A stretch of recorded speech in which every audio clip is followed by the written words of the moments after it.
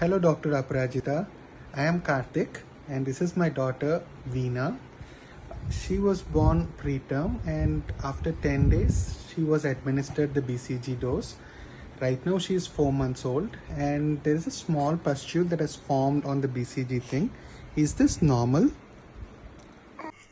That's a very good question, Karthik Garu. Thanks for asking me.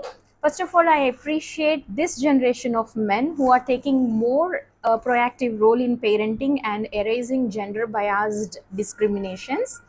Coming to your question, BCG is the first and foremost important vaccine that we give to any newborn. ఇది tuberculosis నుంచి బేబీని protect చేస్తుంది.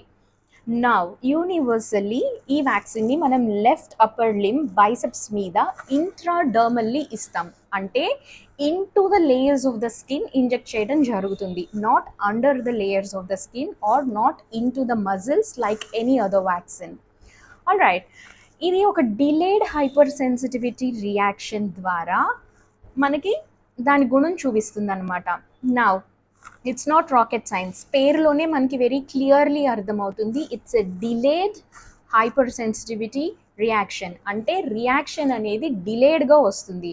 So ఒక 6 to 8 weeks తర్వాత ఒక చిన్న పస్ట్యూల్ లాంటిది ఏర్పడి ఆ పస్ట్యూల్ బ్రేక్ డౌన్ అయి పస్కారి తర్వాత స్కార్ కింద హీల్ అవుతుంది అనమాట. నౌ కొంతమంది పిల్లల్లో ఈ పస్ కారడం అనేది కొన్ని నెలల తరబడి జరుగుతుంది. కొంతమంది పిల్లల్లో అసలు స్కారే ఫామ్ అవ్వదు.